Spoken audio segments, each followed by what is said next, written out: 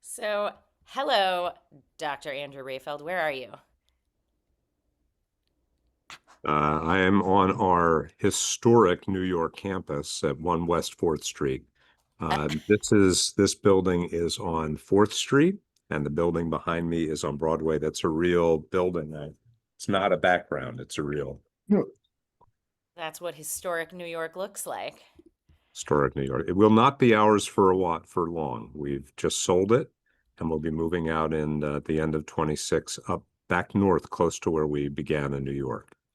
Well, I assume we are going to get to the reasons why that development happened, kind of in the context of this bigger conversation. So let me introduce the bigger conversation. First of all, welcome to everybody who was with us for Minion and who is with us for this conversation, or both. This is our third in a series.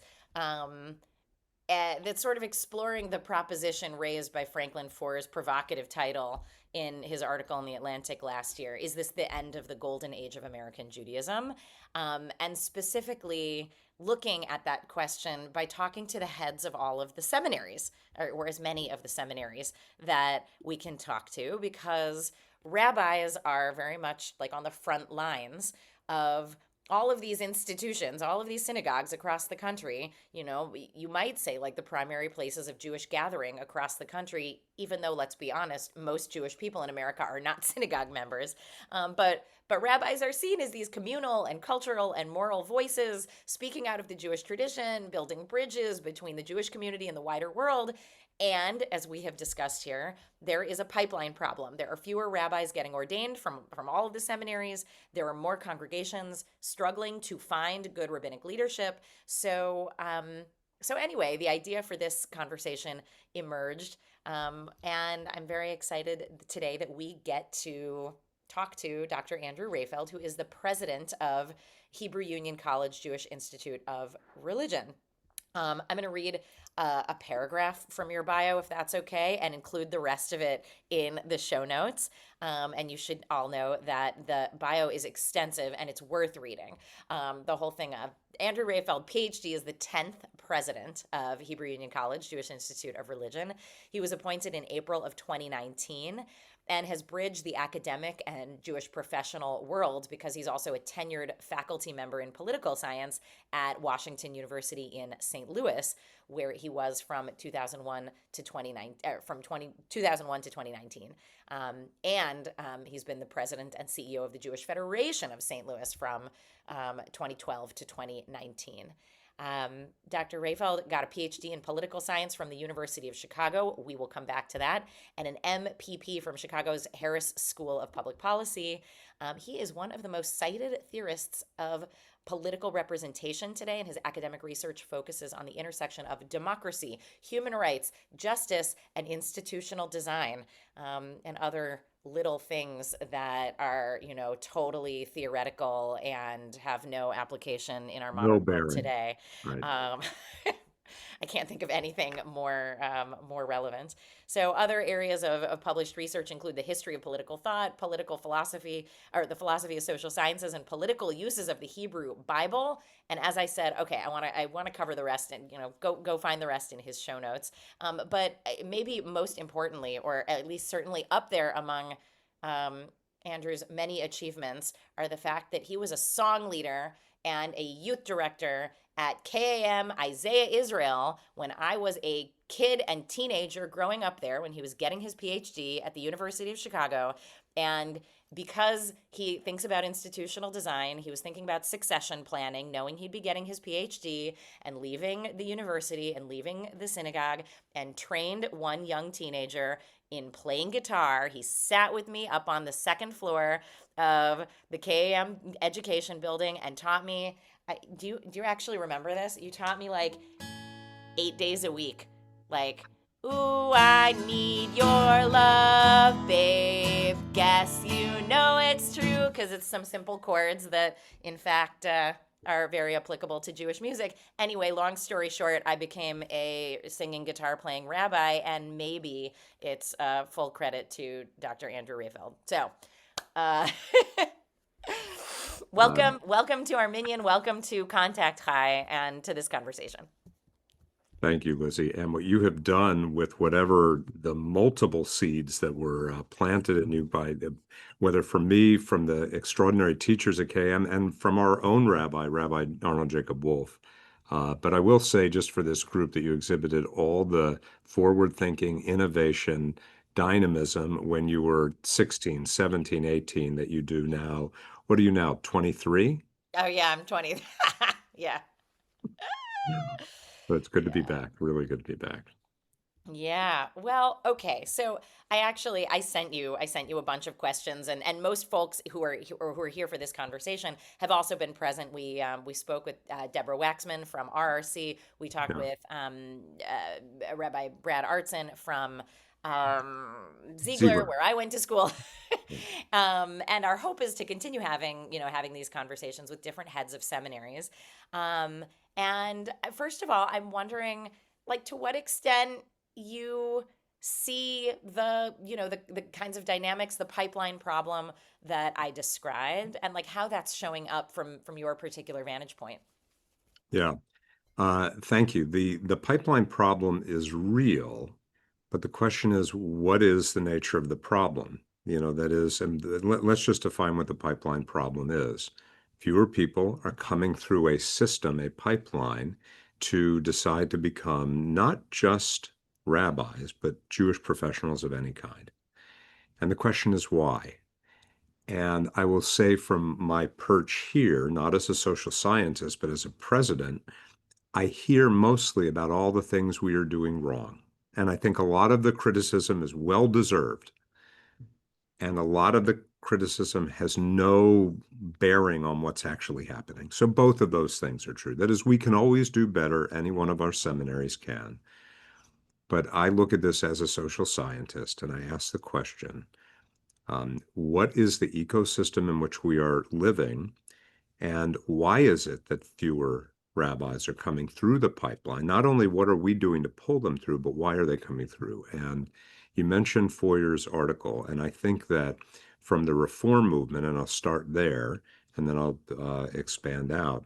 I think there's a real case to be made that there was a golden age of the reform movement that began around 1946, not arbitrarily picked that date. That's the beginning of the baby boom, and that from 46 till about 2010, or maybe a little before that, Mhm. massive expansion of congregation, massive expansion of programs, massive expansion as second generation immigrants were looking for a kind of Judaism that could integrate with an American society that was more willing to accept them. Reform Judaism and conservative Judaism, too, expanded, overbuilt facilities, they were bursting at the seams too. Baby boom generation, more and more children. Something happened around 2010, and I'd like to show you some data. Can I share slides with Oh, you? That's absolutely. okay, We great. So love we love visuals. Here, hang on great. one second. Great. Go for it. So I'll show you in a second, but for HUC, since people are being born into the baby boom in 1946, that means that we have growth 20 years later, right? Because they don't start coming in until after college. And we see an increase long about the beginning of the intensity of the Vietnam War. Now, that's not just driven by increased numbers of people, it's also driven by the URJ's investment in camping systems, like Kutz Camp, which, Lizzie, you went to Kutz, didn't you? Do you I remember that? didn't. I went to Olansang for one summer. Summer. And it did One not, and it did one not unrepeated resonate if summer. you only went to one. Okay. But the URJ grew the camp system, it grew nifty, Yeah. again, to meet the demands. And HUC benefited from that as those students matured. And also, the Vietnam War was a great reason for people to enter the Rabbinic because you got a deferral. So from 1970 to 2010, we see our classes grow bigger than they've ever been. And then beginning in 2010, we see them decline. So I frame Hmm. that, but let me show you um, some of the data here. Do you see average incoming North American rabbinical class size? Yes. Yeah, Okay, describe to us what we're looking at. absolutely. What you're looking at is what's called a 5-year rolling average of incoming classes. So I'll explain to you. In 1996, this 46 number up here represents the 5 years before incoming classes averaged, ending in 1996, averaged out. Yep. In 97, you go back 5 years from 97, ending in 97. And the reason you do a rolling average is because the numbers are relatively small, we get a lot of variation from one year to the next. And rather than trying to make sense of where it's going, you average it out. It's a way of normalizing it. There's Yep. different ways of describing the data, but we found this most helpful. And you'll notice that in the mid to late 90s, we had a little bit of a dip, but always above 30 numbers, and we would regularly get in the upper 40s or even 50. Hmm. And then something happened around 2010 when at HUC it began to be very difficult to recruit even 30 rabbis. And I would say this is incoming residential rabbinical classes, which means this is not even ordained students, because Right. of course some people start, it's not for them. Some people start, they can't, they're not permitted to stay for any number of reasons. So the actual ordaining numbers are fewer. Right. Recent years, a couple of things to note. In 21, this is the year of Gaza, and we have it includes a very small class that was deciding to go in April, May of 2024 when Iran had just bombed, sent hundreds of missiles. I was in Israel at the time, and obviously we had a lot of deferrals. We're seeing our numbers come back, but we don't expect this to get much beyond 20 or 25 in the near future.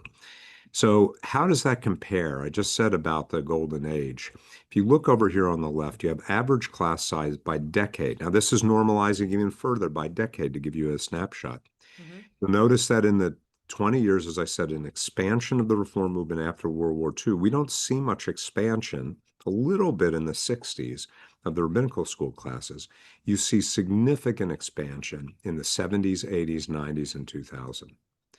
I believe now our records are shoddy before 76. So this Hmm. is interpolated data, and I wouldn't go to bat for it. But after Right. 76, I am pretty sure. There was interesting a dip in the 1980s. That's early Gen X. This is my generation when which began to shrink, and then you have an emergence again in the 40s. But since 2010 to 19, we're at 29. And just to be clear, because there's been a lot of focal point, I'm the first non-rabbi to serve as president. The decline happened well before I was here by two great leaders of this institution, David Ellenson and Aaron Pankin, both of blessed memory. To Right. Both blame like beloved, right? beloved, Yeah. absolutely beloved. They knew what they were doing. I may not know what I'm doing. They knew what they were doing, and this is what they oversaw. So again, to focus on what the seminaries are doing wrong is I believe an expression of our anxiety about the state of the contraction of liberal Judaism, rather than the question of what it is that I began, and I'll say again before I go to the next slide, we can do a lot better. And we have to do a lot better. We have to lean into building pipeline programs. And I have some thoughts about how to do that, but right now I'm just diagnosing. Mm. So, why is this? So, maybe this is a problem with the reform movement. Well, this is a chart of incoming classes in all five major liberal residential seminaries since 2007. And just to describe it, this is HUC, the light blue. RRC is in green. That's the Reconstructionists in Philadelphia. The purple is JTS. The dark purple, or whatever that dark color is Ziegler, AJU. And at the very top is Hebrew College, which is a pluralist. The other four are all denominational.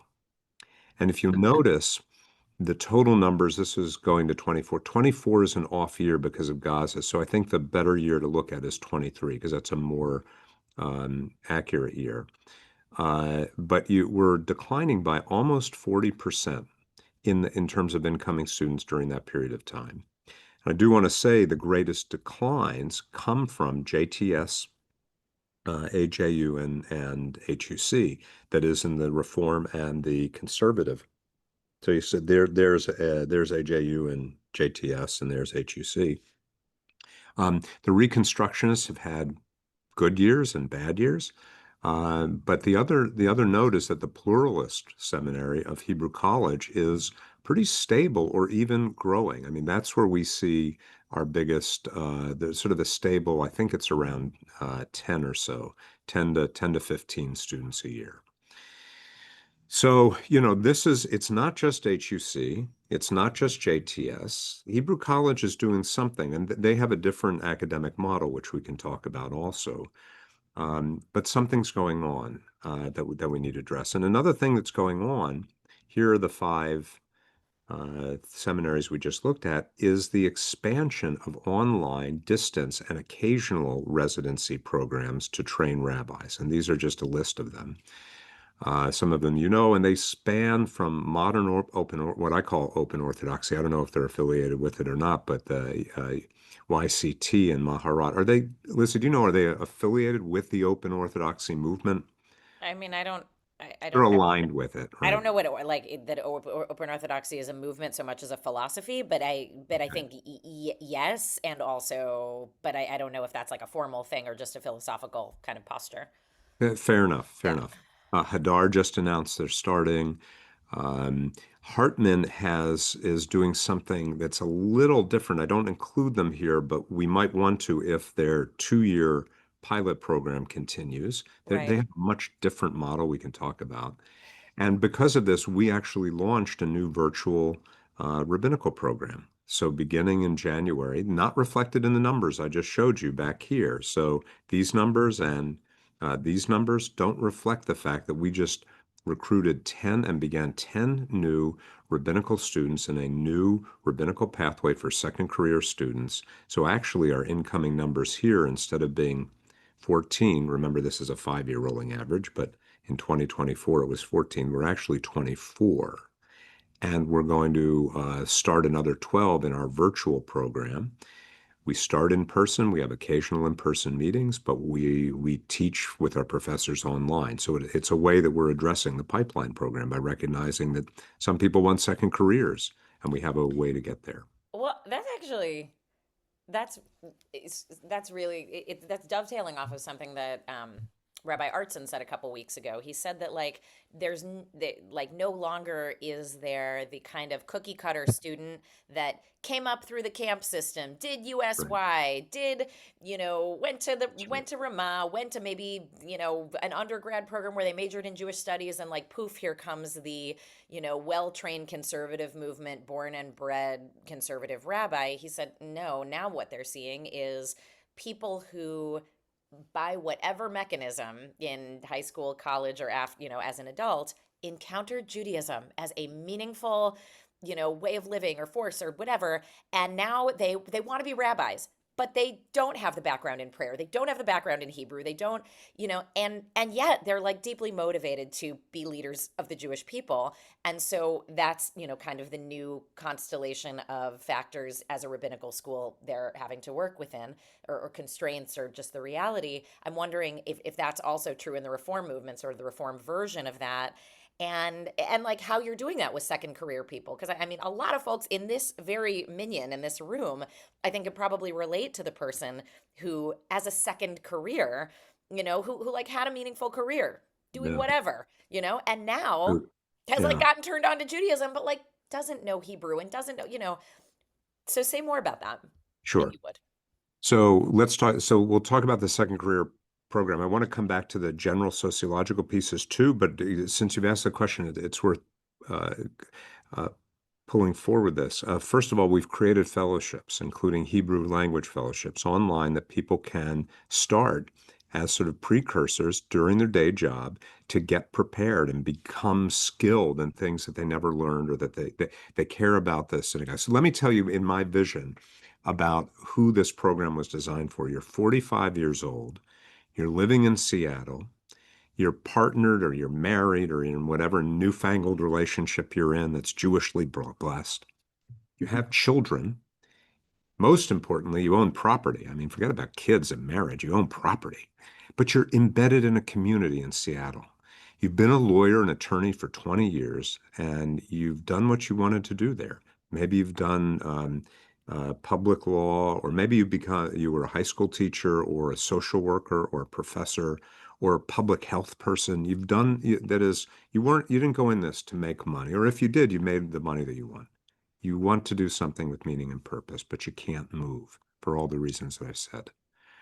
And we have found a way to take what is distinctive about us, a strong academic foundation, professors that are tenured and would go head and shoulders, toe to toe, whatever the right metaphor is, toe to toe with any other great Jewish studies professor, and to learn from them. To learn online from them in ways that distance learning has been perfected over the last 15 or 20 years, and to come into person using the academic resources that Hebrew Union College uniquely has, beginning in Cincinnati, with our library, one of the best in the world of Jewish resources, and our American Jewish archives to understand the history of the American Jewish, to form cohort, to do that work. So who are we getting to do? It's number one, creating fellowships online that you can learn both content and skill set, including Hebrew, seminary Hebrew.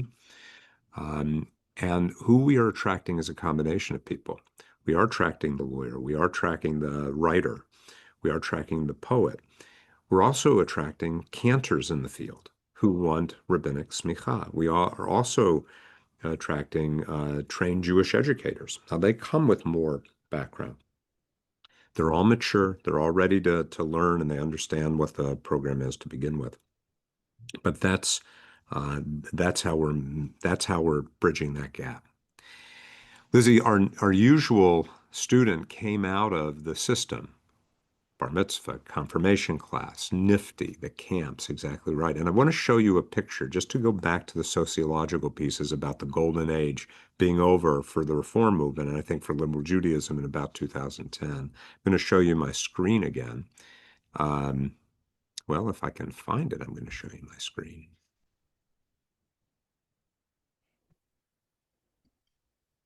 Do you see the seminary? Yeah, yeah, yeah, yeah. So this is a confirmation class photo in 1974 and 75, and one of the two has, I counted once, 98 people, and the other has 90 people. Call it 95 people a year. This is in the 70s, baby boom. Everyone's going through confirmation class. Stephen S. Wise is the second largest synagogue in all of Los Angeles, the Yeah. largest affiliated with the Reform movement. Any guess what the 2022 class looks like? Again, 15 90 and people? 90. Yeah, how many? 15? Okay, good guess. It's six.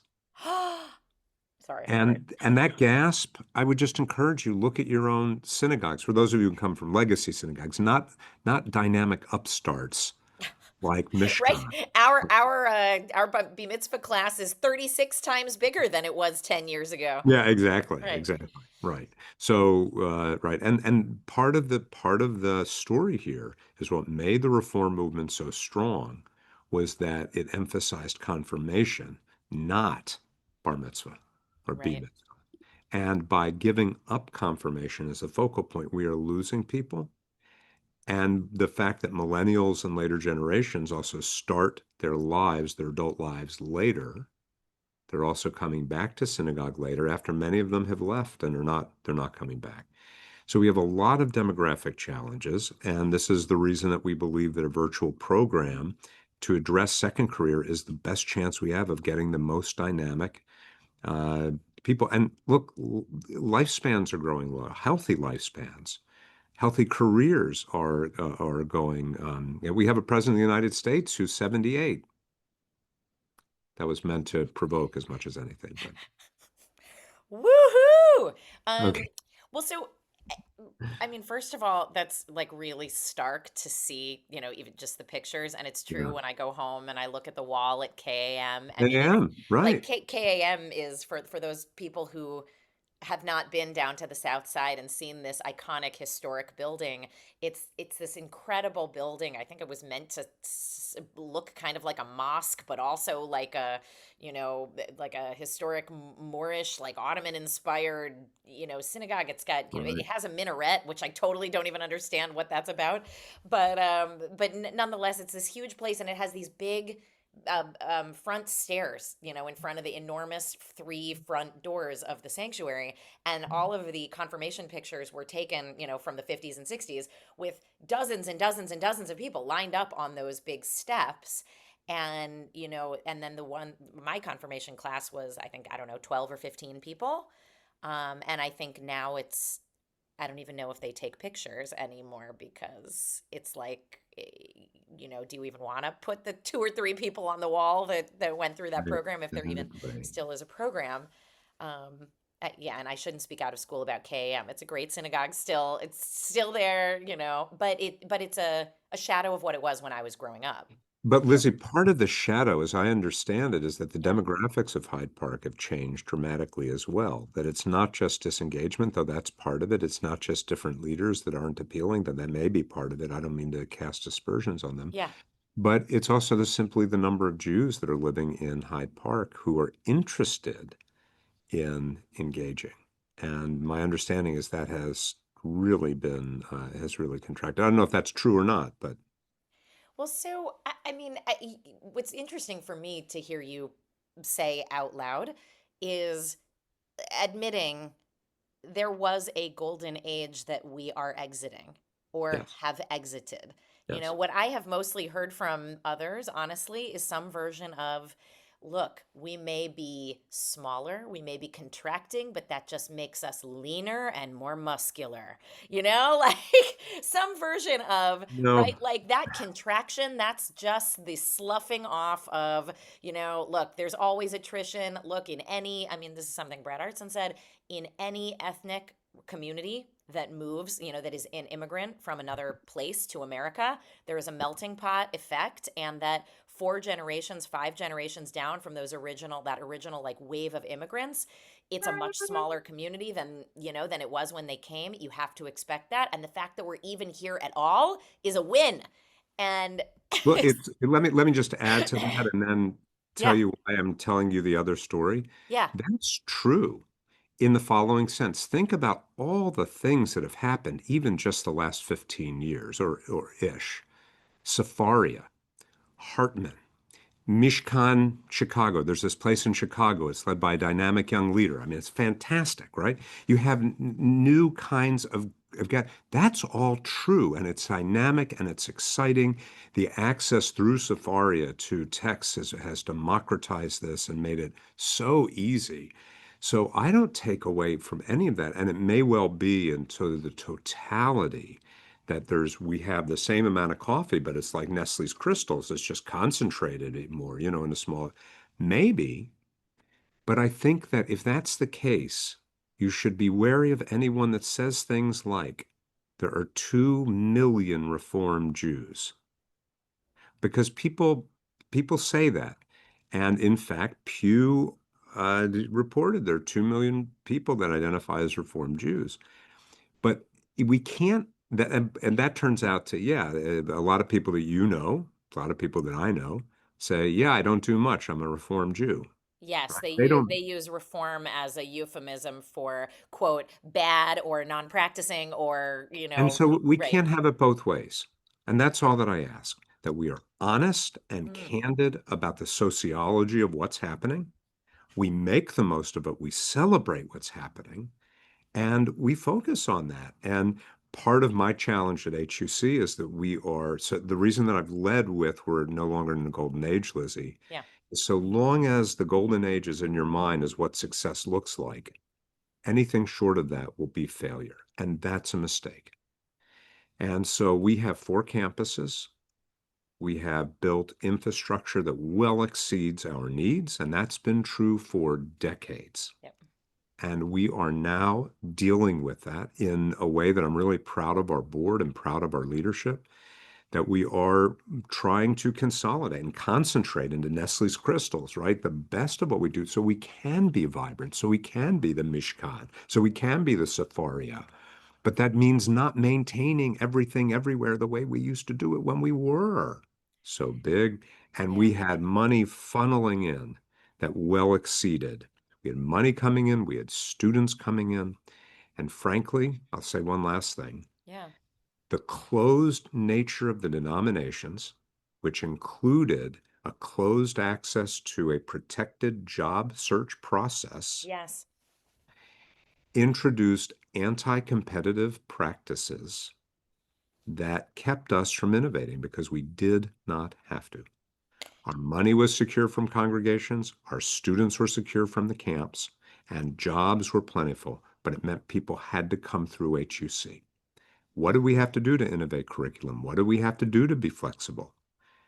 So I could tell stories about that, but that's been a big part of what we've been changing in the last 5 years, to be more flexible, to meet people where they are, and be focused on our outcomes, not on keeping things the way they've always been. I mean, I agree, obviously, like to be kind of locked into a backward facing, if we could only just go back there using history as a kind of a vision of what ideal looks like Yeah. is dangerous. And I feel like, Arnie Eisen wrote about this, decades ago when he talked Oh, about like nostalgia being a primary driver for many Jewish people. And, um, when we were starting Mishkan, I had people saying, but like, if you don't have a building, then people won't understand what you're doing, because like the way that people relate to Judaism is through a building, like the synagogues they grew up in.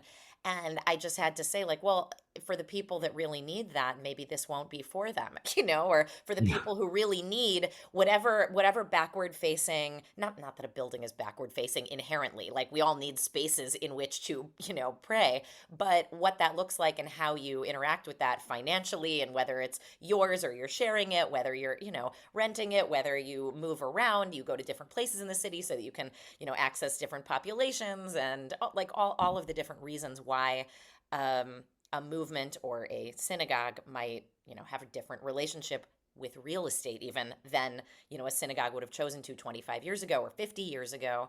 It's like these are all on the table for discussion. Yeah. And it's just, I'm it it's not this movement that you're talking about is actually, I think, quite destabilizing and threatening to many people who kind of don't know what to make of Hmm. a Judaism that looks and feels different from the one that they found a lot of comfort in. Even if they didn't love it growing up, it still was familiar. It's familiar. I mean, look, the destruction of the Second Temple Yeah. and the creation of rabbinical Judaism took a lot of pain. And not just the pain of the obvious destruction and killing and death and relocation, all of that, but I mean the pain of not having to worship and to think about the most important things in life in the same way that you used to rethink it completely. One of the things I think that it's important to note too is I'm not sure I'm prepared to say this, but really the end of the movement as an idea that is helpful to American Judaism. I think instead, I mean, look, what is a movement? A movement begins with a set of clearly articulated shared values. It then goes on to articulate aims, and that sets up institutions to achieve those aims. So those three steps: values, aims, and institutions. Think about the labor movement, right? What were the values? That all workers had rights, including children. What were the aims? A 40-hour work week, child labor laws, safety laws. What were the institutions? Well, legislation, unions, Yep. right? The growth of unions, et cetera. And as those aims were achieved, and as the values were commonly shared, the institutions began to die. Unions took a steep drive, and they're only coming back now because there are certain areas that we see the values are not being respected. I think the same thing is true with the reform movement. Same thing is true with the conservative movement. The values that we had of liberal Judaism are, quite frankly, the same values of most non-Orthodox or non-fundamentalist Judaism. If you look at the Pittsburgh platform, much of what it says is captured in Jonathan Sachs' book on science and religion, and And, that is and a what is no and that's what is the Pittsburgh platform, and who is Rabbi Jonathan ah, Sachs by sorry. contrast?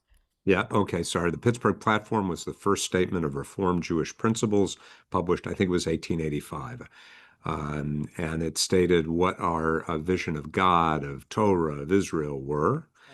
Right. And part of what it was about God and faith was that it would be bounded by reason. that reason was the way that God made God's majesty of the universe discoverable to human beings. If you read Jonathan Sacks, the great modern Orthodox rabbi of blessed memory, died too young a few years ago, who is no fan of Reform Judaism, he articulates a book in The Great Transformation, articulates an argument of how religion supplements science. It's not magical. The magic of faith is bounded by reason and science. Well, that's a Reform principle. So my view is that we are all Reform Jews with a small r now, and that with a Reform movement has to be understood more as a network of interlocking institutions. And the value of that network is extremely high and needs to be maintained and strengthened for pipeline, for support. But that becomes a network more like the Jewish Federations of North America or the JCC Association, because it is no longer articulating what is distinctive about Reform Judaism, or what is distinct about Reform Judaism isn't so distinctive anymore. My guess is, Lizzie, you would endorse most of Yeah. what Reform Judaism is. You just practice in a different way. Well, I mean, it's also interesting because the what you were saying earlier about the kind of closed nature of a movement. So if you get ordained by the school, then you can apply for jobs in the movement. If you have a synagogue in the movement, you cannot accept rabbis to your synagogue who have not been trained in the movement. So there's like this real kind of allegiance. And my understanding now is basically synagogues can hire whoever they want to hire because it is hard to hire rabbis out there. And there are rabbis who need jobs. And if a synagogue wants to hire, like, you still have to apply, right, for like an exemption, but like you'll probably get it. And that there's just a lot more porousness between all of the various lists, right? That's right. The way that's happening is the CCAR, the Central Conference of American Rabbis, which is the professional group of Reform rabbis, Mm-hmm. has increasingly opened up its admission to Right. rabbis from Ziegler and from other seminaries. And that way, URJ congregations can hire Right. CCAR rabbis. But the CCAR rabbis are no longer trained by HUC, but they're Reform rabbis all the same. Right. Yeah, I mean, and just to say, like, Mishkan's not a paying member of any synagogue union. And so far that hasn't hurt us. And every now and again, there's a conference or a thing that I'm sort of jealous actually to not be Yeah, part yeah, of a movement because there's like a collegiality, there's a shared set of reference points and values, that I think it feels yeah. really good to be part of. And yet, I'm seeing a lot of those values reflected in some of the other institutions that have cropped up in the last decade, 15 years that you mentioned you Yeah. showed many of them on that sheet. And it seems like there are more options for Jews, for synagogues, for rabbis, for anybody who's interested in pursuing Jewish learning. Like there are more avenues for them to explore. Whereas There maybe are. once upon a time, it was like you went to rabbinical school and there were two options, like Reform and Conservative. You weren't That's right. Orthodox. Um, which in theory, if you weren't looking at the numbers, in theory, that seems like a great expansion, like a great opening up of access to Judaism. But it is an opening up of access, but Yeah, with the lack of commitment, with the lack of membership, we are now living on borrowed time. So remember all the money that was coming in from congregations to support the institutions as that has gone out. And I'd like to show you three other slides if I could. go for it. Yeah, Okay. To show this, but as that has gone out, our business models depended on congregational funding. So right, congregations right now during this period where they're withdrawing their funding right, are benefiting from all of the funding that produced rabbis, even like you, Liz. I mean, I right. actually the conservative movement didn't support AJU, but it does support JTS and certainly the Reform movement. So let me show you um, this. Okay, you see the URJ and Isaac Mayer Wise there. Yes. Okay. So the Union of American Hebrew Congregations, now called the Union for Reform Judaism, was founded in 1873. And it was founded for one reason, to establish Hebrew Union College in 1875. And the guy that did it was Isaac Mayer Wise, a rabbi, who had tried to set up a seminary before in the United States and failed, Hmm. just like a reform seminary failed in Germany prior. And what he realized is without the institutional support of congregations saying, we need rabbis for us, so we're going to invest, it's not going to be supported. And so they have supported, they used to cover the entire budget of HUC. Since 1923, we've been independent of the URJ, but they continue to support us. So in 1981, it was the last time we revised our agreement, we automatically received 44 cents of every congregational dollar paid into the movement. Congregations to be a member of the URJ pay, say it's $100, we get $44 of it. It At comes 44 right off the cents. top. Excuse me? 44 cents of every dollar that a person pays to their synagogue goes to, No, no. not that a person pays to the synagogue, of every congregation pays to the URJ. Oh, goes to HUC. So a small percentage Got of it. their budget, maybe it's 3% of a congregation's budget goes to URJ dues. We get 44% of that small membership fee that the congregation pays into the URJ comes straight to HUC. So since 2010, this is the trajectory of how much we get. This is the 44 cents. And by the way, in exchange for this automatic payment, we agree not to do any fundraising in congregations. So in 2010, we received $10.9 million. That was at the time about a little more than a little less than a third of our budget. Our budget's been pretty constant, and which means it's declined because we've had to cut. In 2019, when I first came, we had lost over $3 million. This is annual revenue. That's 10% over a little less than 10% of our budget that we lost. In 21, after COVID, we lost another over $2 million. And in the 4 years since, we've now lost basically another million. We're expecting to lose 3 to 5% a year. So all of a sudden, the structure that was so well funded, overfunded for our needs because of the burst of the golden age of the reform movement, which drove funding and led to our overexpansion of campus and programs, now all of a sudden the contraction of congregational support. And people are pulling their congregational support for various reasons. The congregations, your congregation, I'm sure, Lizzie, you don't have your private helicopter yet, do you? No. That's too bad. Well, you really need one. You should make sure your congregants know that. I mean, it's interesting though. One of the things that we're talking about when talking about what do we, if we have surplus, what do we do with it? We're talking about making an endowment, not building a building. Right. Because, I think what we've seen is that the investment in structures often at the end of the day ends up hampering and constraining institutions, synagogues more than helping.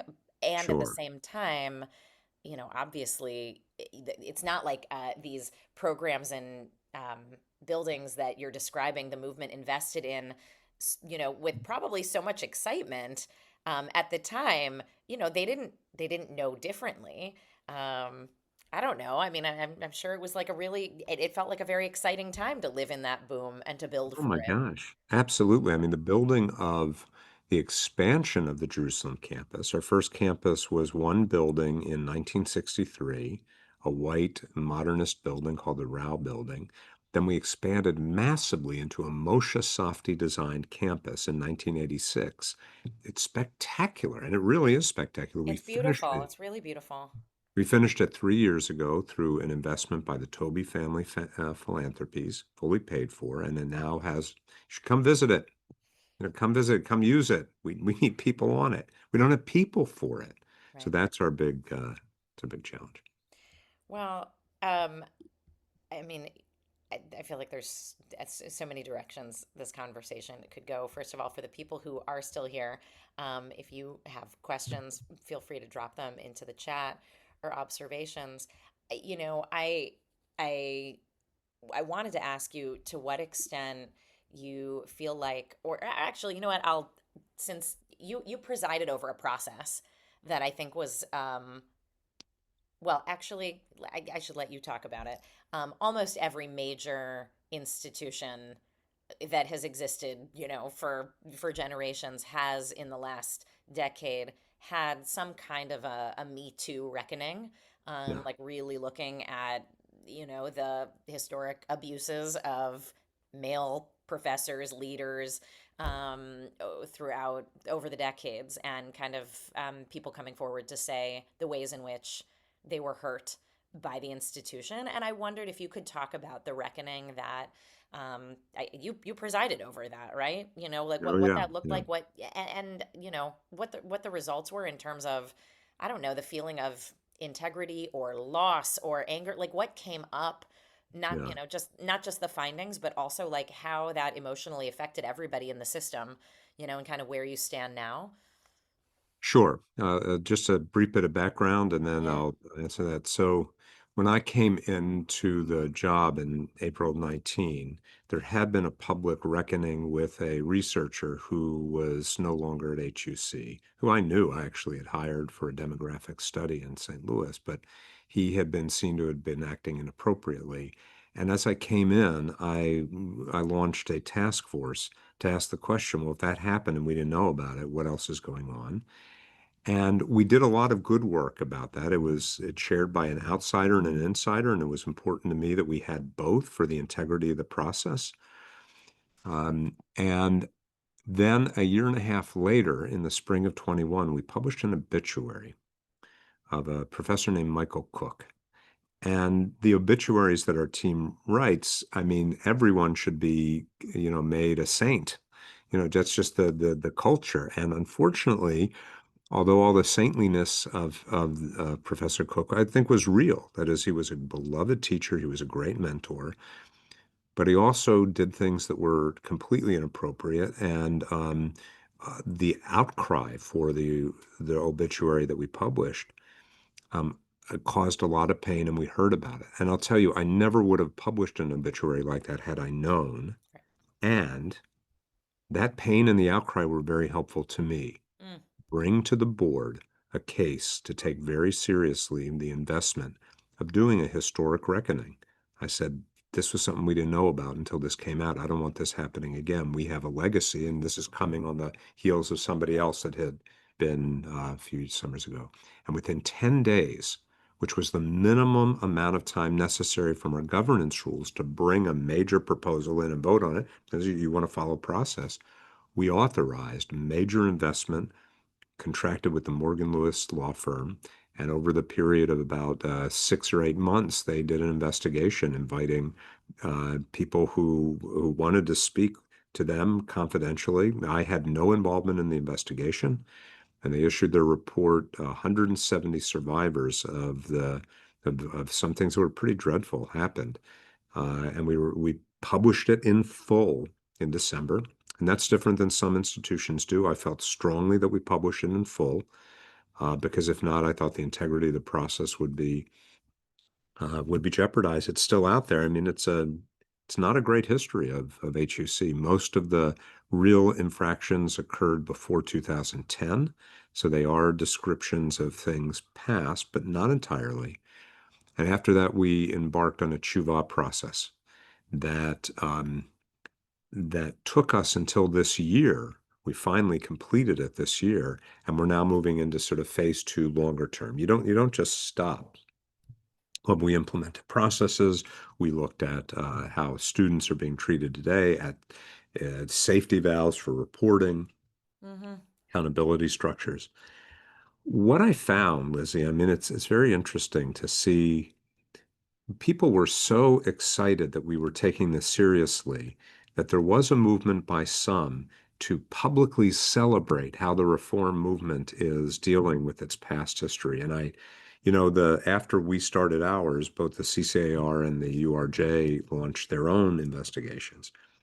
And I remember something I'd learned at the Federation in St. Louis when we made a commitment to doing this kind of work and I stood up and I said at a public meeting, every institution has to look carefully at themselves. And I got the feedback, why don't you look at your own self first before? And it Mm. was very good. So I said, look, we're not going to do any celebration of this.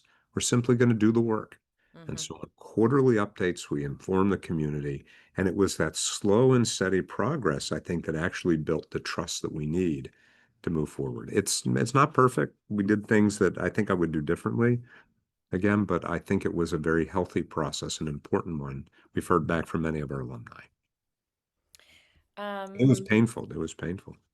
yeah, no, I can imagine. I mean, so much of what you're describing, not just this, but also this, is it feels like what's happening in the Jewish community is a microcosm of what's happening in the wider Oh yeah. society. You know, Yeah. what's happening in our wider society is we're looking backwards, make America great again, and people are like, "Oh yeah, wouldn't that be so great? You know, let's go back to oil and coal production. Let's go back, you know, like also resting on the successes of previous generations and then basically taking them for granted and then throwing out the institutions and values needed to move those forward into the future for our children.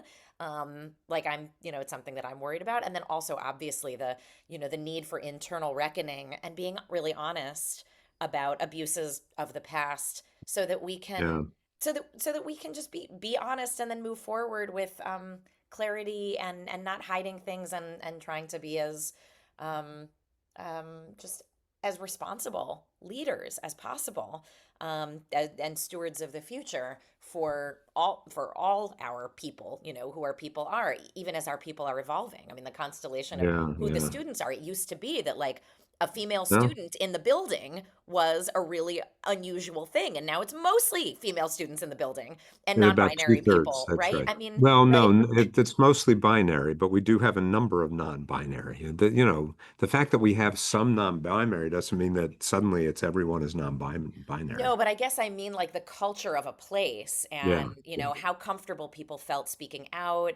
And also, I mean, I would imagine, I actually would not Yes. be shocked if the male students in the school are sort of like, hey, I sometimes feel uncomfortable here, and then it's like, oh, wow, this is actually That's important exactly to right. reckon with. We want everybody to feel comfortable. And That's right. That's right, right. like that, there, it's just new conversations that need to be had that are made possible through, okay, like reckoning with the past so you can put it to bed so that you can actually live in the present.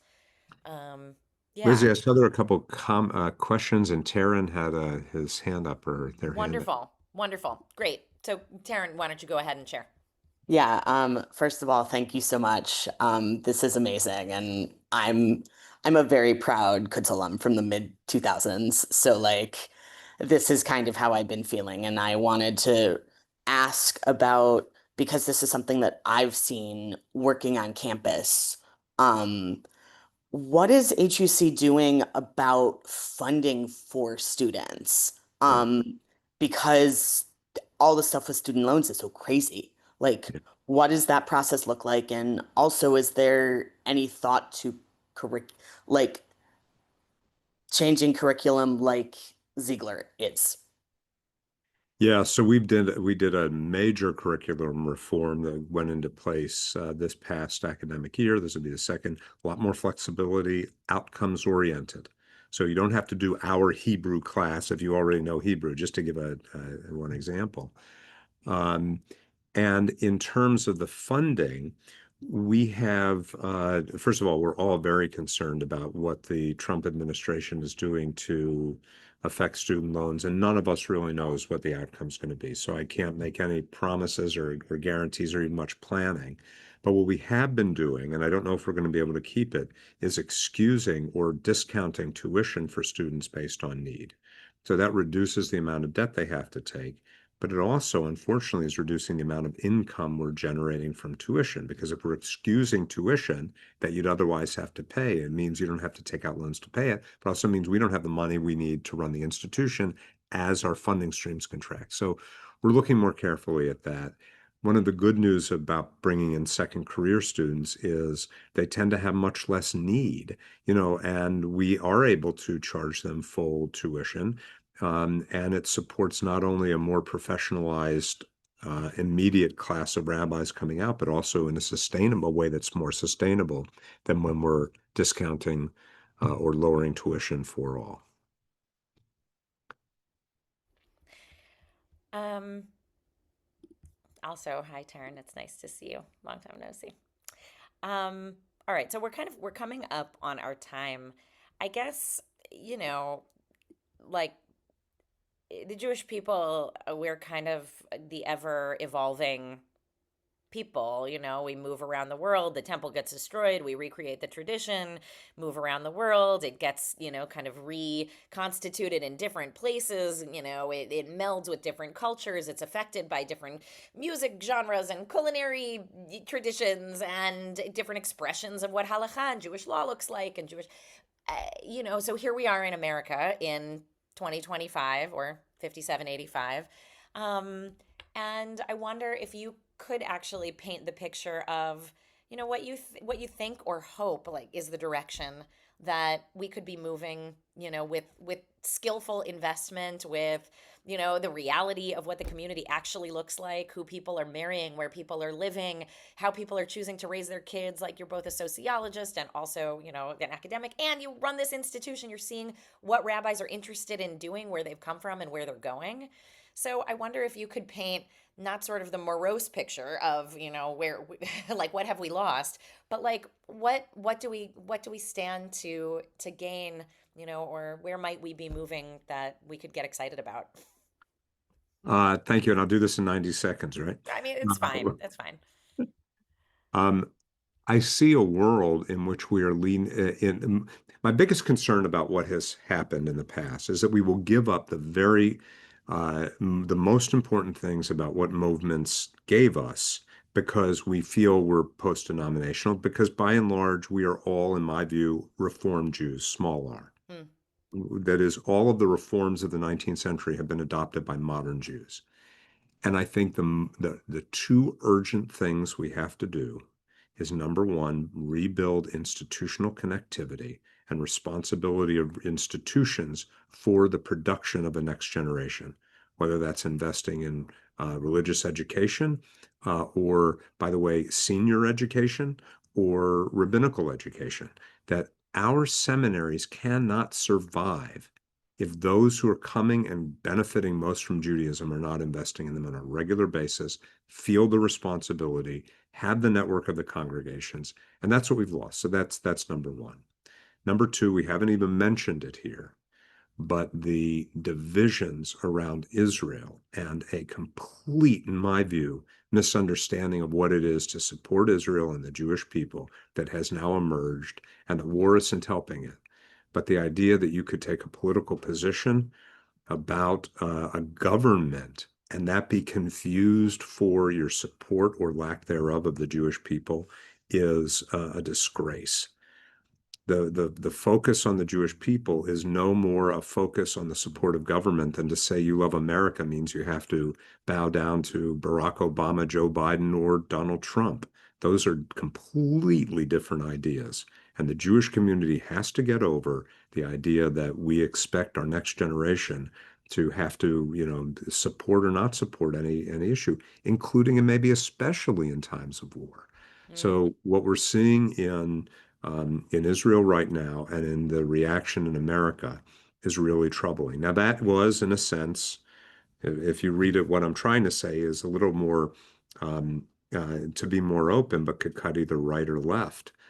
I want to say that in America, we need to create space for people who are feeling alienated from Israel to be at home in our congregations, even with their feelings, without being overreactive to them.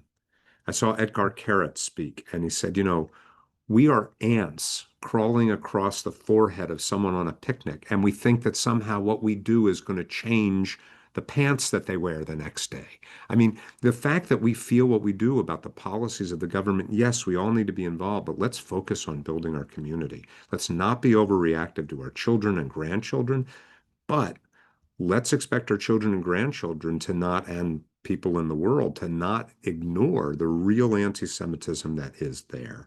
And if you think that anti-Semitism is not a threat because you think it's all drummed up by the right, you're engaged in the same kind of magical thinking, um, as if you are on the right and you think that everyone that says they're an anti-Zionist supports Hamas. Right. Right? Just sort of get over it. So I think these are the things. I'm trying to do this quickly and throw it out. No, We that I need to be mean, strong supporters of the yeah. Jewish people, our right to live freely in our historic homeland, but that doesn't mean to oppress other people. That's all. Yeah, I mean, I think you're right, and I that's a whole separate conversation we could have, honestly, that we don't have time to have right now, but at some future point, because I do think I mean, it's not just happening in congregations. Also, I'm watching it happen in like movement spaces. I was just talking to somebody who works in the field of reproductive rights, and it's like if in each one of our areas, and I think of myself as like I'm a rabbi of American Judaism sitting in Chicago, for a community whose members are primarily in Chicago, but around the country. And that's my job, to serve us and to help us feel empowered in the ways that we can, act in our lives and in the life of our communities where we are most efficacious. And that we may have big feelings about things happening somewhere else, but actually part of that efficacy and actualization of ourselves is knowing how to manage our own feelings and talk about them and interact with other people who feel differently, and that actually is where a great center of power lies. But even if we feel like our feelings should fix the conflict over there, or should it, Right. at the end of the day, I love that image of where ants crawling across the forehead of somebody, and we think that we can change the color pants that they're wearing. But I think that is it's, even though it's very self-evident to me and anybody who's running organizations that are not primarily about Israel advocacy or Gazan advocacy or whatever, like primarily focused on that conflict. I think it's very hard for people who care deeply about the issue to really separate those two things. What you're talking about is like one of the hardest things for many people who care deeply to do. So maybe I can leave you with one last thing because I am going to have to go to Yeah, you to do, but a little Torah, a little book of Esther. beautiful. Book of Esther begins with the story of Vashti, who now has rightfully been reclaimed by feminists as the great standard bearer of what feminism is about. She's asked to dance, we presume naked, in front of the king in his court, and she says, no friggin' way. Right. And she's willing to suffer the consequences for it. And we hold her up rightfully as someone that stands up, that puts her voice to power and takes the hit and suffers for it. Use that as example one. Who's the other protagonist in the story is Esther, who's also held up as a great female leader.